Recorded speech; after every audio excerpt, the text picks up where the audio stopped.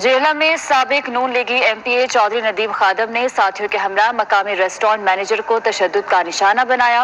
तशद्दुद की video viral हो गई है। जेहलम का ये वाक़या है। साबिक नून लीगी एमपीए चौधरी नदीम खादम ने साथियों के हमरा मकामी रेस्टोरेंट मैनेजर को तशद्दुद का निशाना बनाया है और तशद्दुद की वीडियो वायरल हो गई है। राजा वकार हमारे साथ मौजूद है। राजा वकार, क्या वजूहात है, क्यों तशद्दुद किया जा रहा है?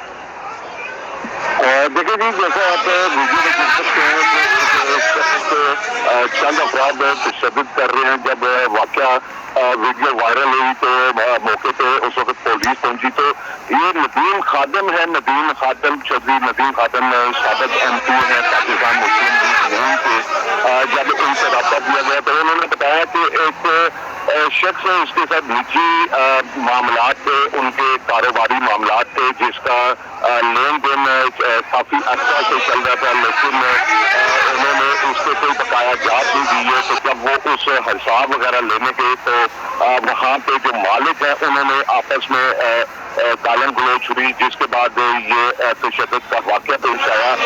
जो मालिक है मकामी होटल के मकामी मालिक के होटल, उन्होंने दरखास्त नदीम खादिम पर दे दी है। राजा वकार, आप हमारे साथ ही मौजूद रहेगा। हमें ज्वाइन किया है साबिक एमपीए नून लीग नदीम खादिम साहब ने। सर, बहुत शुक्रिया आपके वक्त का। एक वीडियो वायरल हुई है जिसमें कहा जा रहा है कि आपने साथियों के हमरा तशद्दुद किया है रेस्टोरेंट मैनेजर पर। इसमें कितनी सदाकत है, बताइएगा इस हवाले से।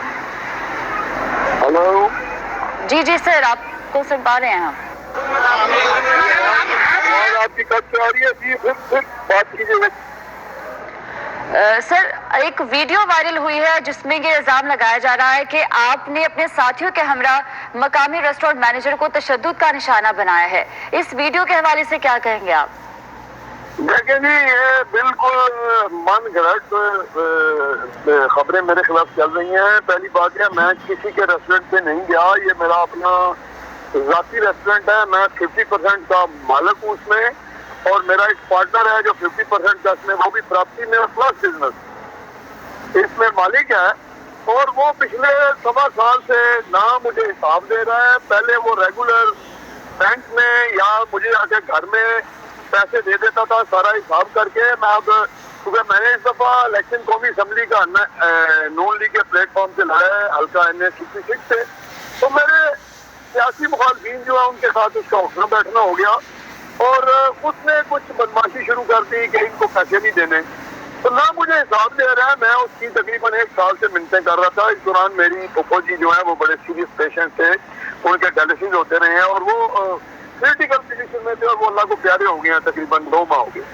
तो मैंने इसे कहा, यार मैं पहले ही बड़ा परेशान हूँ, तो आप ज्यादती ना करो मेरे साथ। मैं उस दिन अपना हिसाब मांगने गया हूँ, और उस दौरान जो इसमें गुंडा वहां पे बिठाया हुआ है, जिसने मेरा बिजनेस अपने नाम कराने की कोशिश की और झूठा इंतकाल कराया। फिर वो इंतकाल खारिज भी मैंने करवाया, इंतकाल अपना बहाल भी मैंने करवाया, और वो जिसको मार पा लिया वो बदमाश है, और उसने आगे बदमाशी शुरू कर दी। पुलिस मौजूद थी, ये सब कुछ पुलिस की। ठीक है नदीम साहब, जो भी मामला थे, जो भी हुआ, लेकिन आपने कानूनी रास्ता इख्तियार क्यों नहीं किया? कानून खुद हाथ में क्यों लिया आपने? नहीं, देखें जी, मेरा अपना राइट, मैं अपना राइट लेने गया हूँ। अगर तो मेरा जो पार्टनर है जिसका नाम कासिम है। लेकिन नदीम साहब, ये कौन सा राइट है? आप कानून के पास जाते, FIR दर्ज कराते, कानून फिर अपनी कार्रवाई करता। ये इजाजत देता है। नदीम साहब, कौन इजाजत देता है आपको? इस तरह से तो किसी चीज की इजाजत नहीं है कि तशद्दुद किया जाए।